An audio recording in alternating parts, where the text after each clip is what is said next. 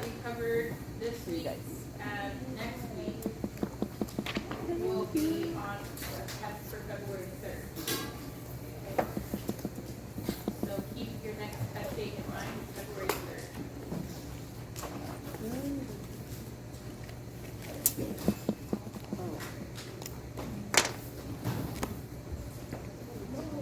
What's the test on? The test is going to be on stuff that I covered this week, which is SOAP notes, and next week's content, which you'll find out next week. Wait, that's for this one. Yeah, and then other stuff.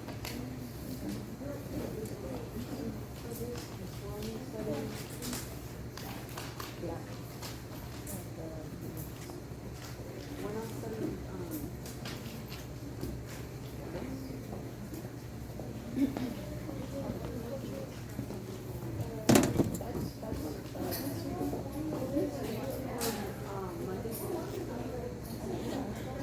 Okay, the question is the World of Agriculture presentation that was given yesterday. Will it be on Monday's test? No, it will be on Thursday's test. Okay?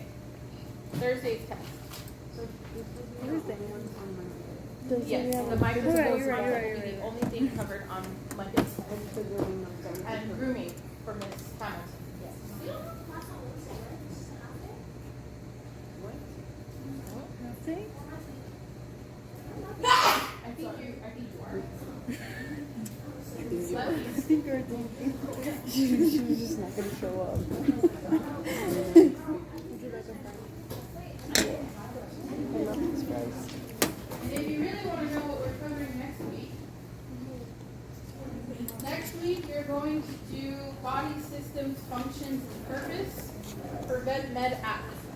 Okay? For principles of agriculture, we're going to continue with the world of agriculture, but we're also going to delve into the role of animals in society. Okay?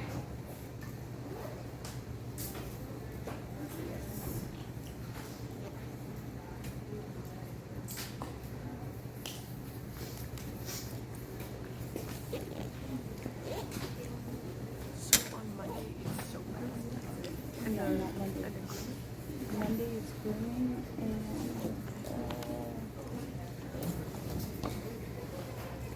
Did everybody get a handout? microscopy.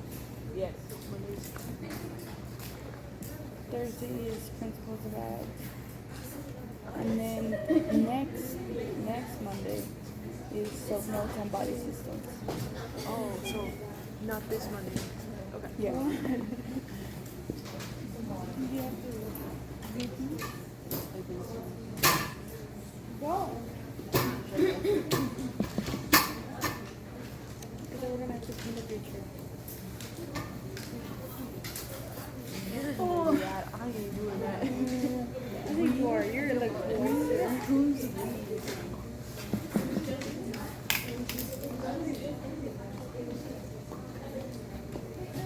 Yes. I haven't like done my microscope papers because I remember I was like absent of turning it in and I didn't get it back. We have 15 days. to clean the Are picture. you certain? Because I don't have anybody else's stuff. 15 days? It's for us, it's not you. I know, but that's 2 weeks. Yeah, that's for us. In shock. They all have to do this in 2 weeks. We just have to come up with the idea, and then from there we have until the 28th to build it. Okay, I say all this week we figure out like what the idea is, and then all next week we'll put together the presentation. Yes. Because I'm probably gonna have to draw because you don't like drawing. Yeah. I'll probably have to draw out the idea so that we can put it in Yeah, to be a double check because It said that we can do our computer generated everybody graphics. theirs. As long as they're Class, completely original. I had it And back. that for pictures we have to like Was abide it by Wednesday? copyright laws. Thursday? So I So say you're I gonna just have draw. to have your Yeah. microscope papers. Wednesday. Ms. Hamilton was giving lecture that day. So, and the ones that were turned in late to me, I already gave back to.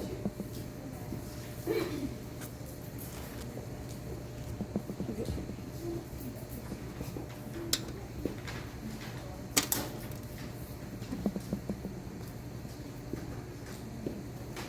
Okie dokie. So let's go ahead and start. Okay. So SOAP notes is a good medicine story, right? Like I said on Tuesday, it's a medical record. Okay. So they're an essential, systematic written format tool for recording a patient's progress. Okay. And if you have questions throughout the presentation, like stop me, ask me, right? We're supposed to dialogue, have discussion.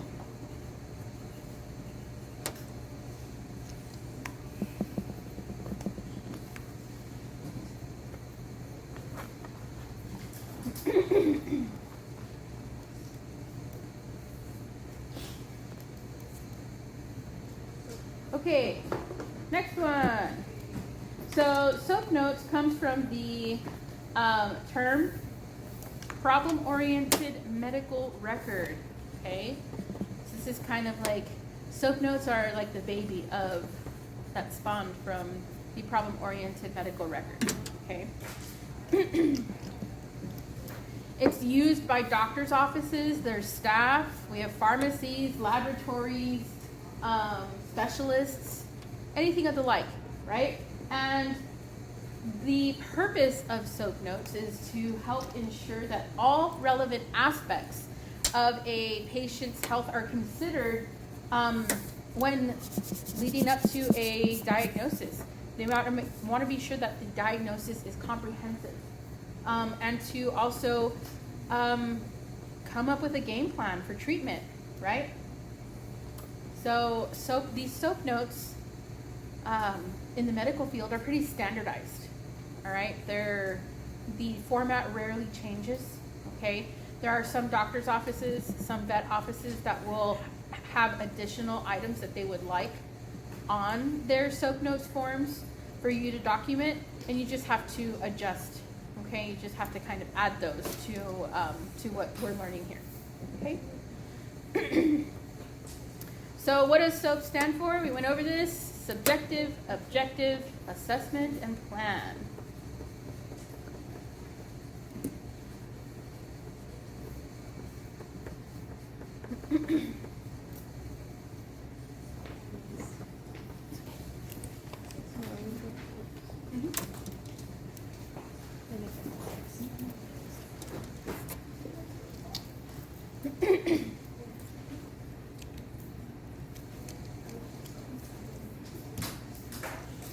Okay, go ahead and move on. So we have our first section, the subjective section, right? Here we're capturing the pet owner's concerns, their observations about their animal's behavior, okay? Condition and symptoms, right? We're trying to gather as much evidence as possible for the veterinarian. I'm going to go ahead and put this up. Okay, so the subjective section provides context, right, for the veterinarian to understand the pet's history and the owner's perspective, okay? The main question that we're trying to answer is, how does the animal generally look right now or today? We're using adjective words, right? We're using descriptive words: bright, alert, happy, sad, responsive, dull, depressed, lethargic, those types of words, right? And basically, what kind of information are we looking for? What should we include in the subjective section? Well, number one, the chief complaint, right? What is it that the client states the problem is? Why did they bring their animal in? Okay. The second thing that we need to make sure is on here is the history of the current illness or injury. When did it happen? How did it happen? What kind of behavior has your animal expressed, right? Behavioral changes. Are they off their feed? Have they gone to the bathroom? Have you noticed a watery stool? Different questions like that. It's not just a basic information. We're trying to find the full medical story, right? Diet and nutrition. Some people will be like, why are you asking about diet and nutrition when my animal is being brought in for a broken bone? You know, it's just like it helps us with diagnosing anything else because, you know, believe it or not, even though they're bringing it in for a broken bone, there may be another diagnosis for something else. There may be another problem that the owner doesn't even know, right? So we just need to have all of the information. Previous treatments. Have they taken this animal to any other vet, right?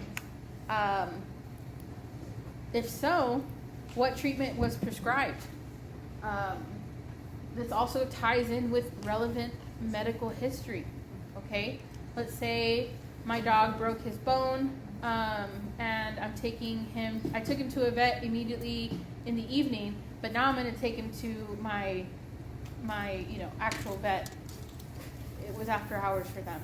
You know, I should, or the owner should disclose that information. Go for it. Juniors, who's ready to test? Oh, Emily. Thank you. woo! You got this. Okay. So next thing, medications. Is your dog currently on medications? Right? Is he being treated for something else? Right? This kind of goes hand in hand with that question. Any owner's concerns or goals. It's important to understand what the owner would like to be done, right? How many of you been to the doctor with your parents? They take you to the doctor, right? And your parents tell the doctor, hey, you know what? I've noticed Evila, is gaining a lot of weight. Let's go ahead and test her for thyroid problems. Or you know what? She's really, really sleepy. Let's go ahead and test her for thyroid problems. Stuff like that, okay? I actually went through that, so that's why I bring it up. But, you know, and then they found out, you know, it's not thyroid problems. It's actually my endocrine system. Thyroid gland does make hormones, but it's the rest of my hormones, right? Anyway, but without stuff like that, without a medical history, the doctor didn't know what exactly to look for, okay? Next section is our objective section. So in this section, we are recording measurable data, okay, from the physical exam. Each one of you will learn how to, I think you've already kind of gone through how to do a physical exam, but we will go over that a bit more in detail. And here we're also stating the results from any diagnostic tests that have already been run, right? In this section, findings, it's important to realize or understand that in this section, only information is recorded. No interpretation of that information happens in this section, okay? You are recording specific data that'll help the veterinarian make their diagnosis, okay? So some of the points that are included in here are vital signs, right? Findings of the physical examination, right? If you feel a lump somewhere that shouldn't be, you're gonna write it down there, right? You're gonna put where on the animal it is, using your medical terminology that you're learning through this class, right? Any imaging results from x-rays or radiography, right? Radiology type of stuff. You want to include that. You also need to include recognition, review, and recording of other doctors' findings. So the example I gave earlier, let's say my dog did break his limb. I took him to an emergency vet in the evening because it was after hours, right? The doctor said, you know what? Yeah, it is broken. We're gonna give him some pain meds and, you know, wrap him up. And I take my dog the next day or a week from then to my actual veterinarian, right? They're going to ask, did I take it somewhere else? I'm going to say yes. They're going to ask, okay, what were the findings? Well, it's up to the doctor to actually go ahead confirm. Yeah, you know what? They were right. Your dog did break a bone. They were right to go ahead and prescribe pain meds, right? So we need to also include that information, the actual findings of what the other doctor saw in this section. And then any other pertinent diagnostic data, okay?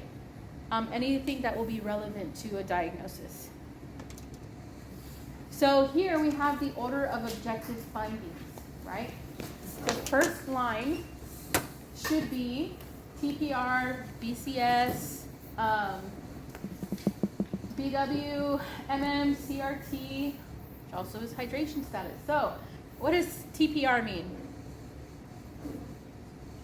Covered this on Wednesday. Temperature.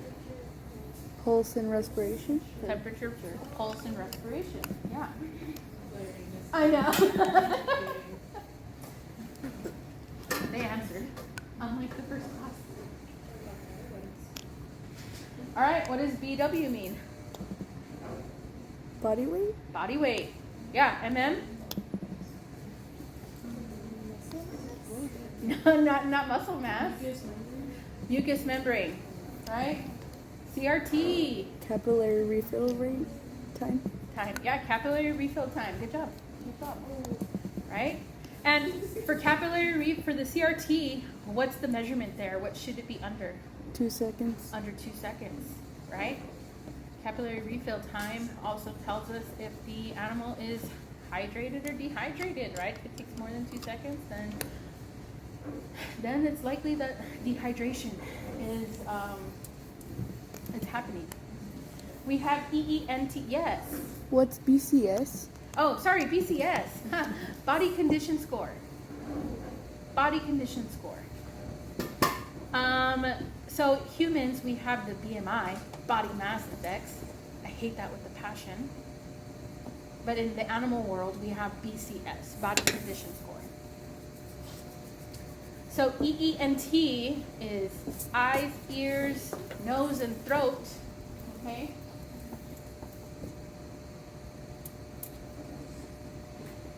We also have PLNS, which is peripheral lymph nodes, right?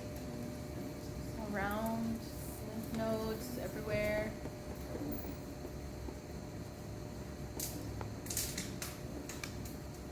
We have H/L, heart and lungs. Oh, is there? Sweet. Body condition score and how to score them, right? How to score different animals. I know how to give a body condition score to a cow and a sheep and a pig. I don't know how to give one to a cat. But the lower on the scale you are for body condition score, typically, the worse the animal is, okay? But the high, you want them to be in a mid-range, right? Body condition score typically ranges from 1 to 9. And so you're going to want them to be somewhere in the middle. 9 is too much, okay? So just think of it that way. Okay, so we have heart and lungs. We have abdomen and rectal exam findings, okay? We're all going to be conducting this during our physical exam. We have UG, which is urogenital and rectal exam, okay?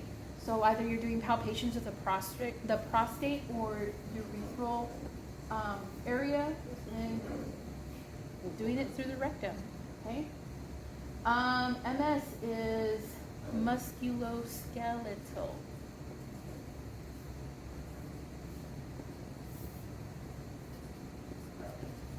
We have integ, integument, okay?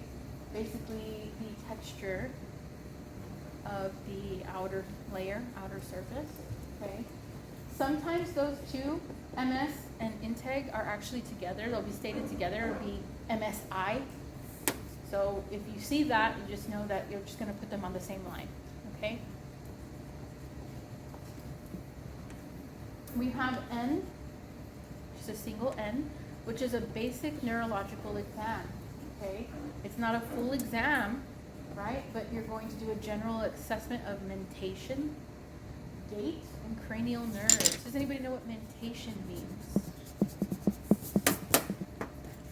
No? Mentation is basically mental ability. When you are doing a physical exam on an animal, take a look at their response times, right? That has a lot to do with is there neurological damage of some sort, right? how they're blinking. If you say a command and it takes them forever to respond, obviously you know something's wrong with their mentation.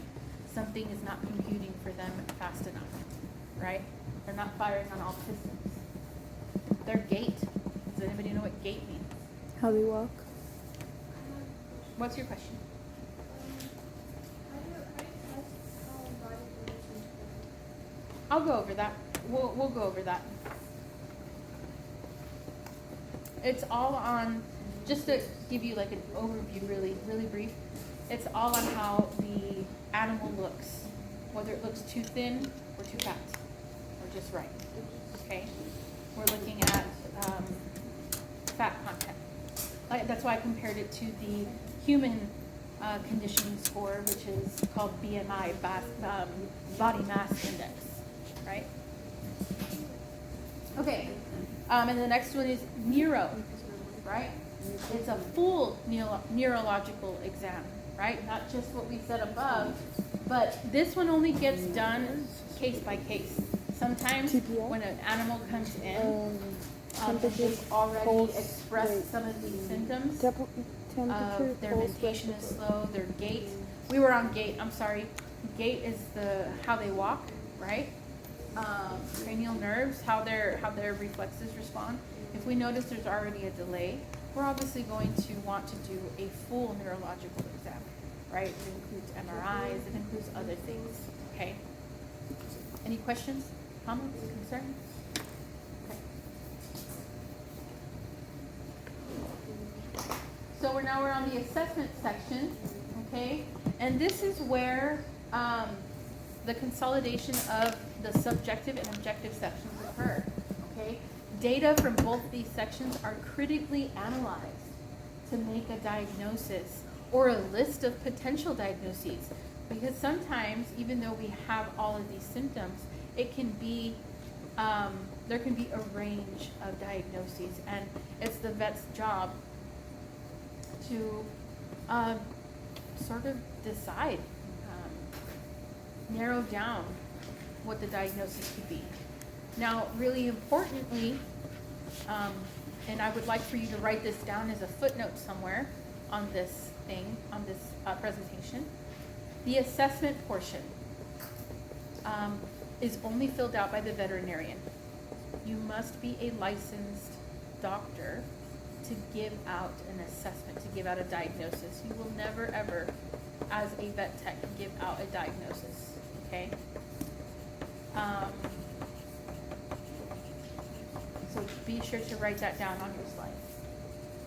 Here, but those of you who will go into getting your DBM, right? You will be doing this portion, so you might as well learn now. Be sure to state clearly an overview, any overview of the patient's progress here, okay? Since their last visit to the office, right? These SOAP notes are taken every visit, okay? It's not just every now and then, it's every visit. So these SOAP notes are referenced all the time, okay?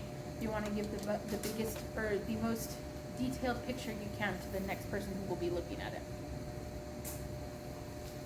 So now we're at our plan section. Also, this section is only to be filled out by the veterinarian, okay? They're the ones who come up with the treatment, right? So this is where the course of action is stated and decided, okay? In this section, it's outlined what the recommended treatments are, and any follow-up care that the patient will need, and any additional diagnostic testing, right?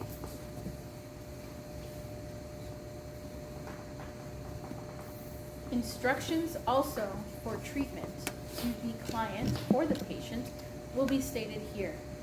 And it is per plan, okay? Per diagnosis, basically.